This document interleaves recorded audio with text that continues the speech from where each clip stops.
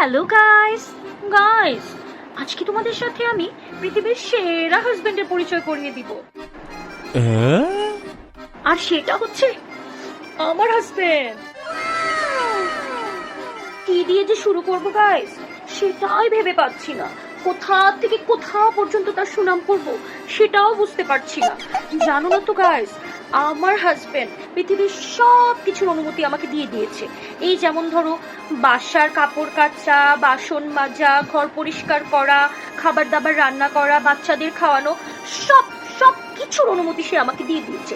যদিও বাসায় আমাদের 3-4টা মেয়ের আছে, কিন্তু আমার হাজবেন্ডের আবার আমার হাতের কাজ ছাড়া অন্য কারো হাতের কাজ একদমই পছন্দ হয় না। তাই তো সে আমাকে সব কাজের অনুমতি দিয়ে দিয়েছে।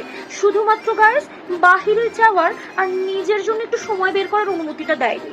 কারণ সে ভাবে যেভাবে করলে আমি যদি অলস হয়ে যাই, তাই না বলো গাইস? এটা তো অনেক ভালো চিন্তা।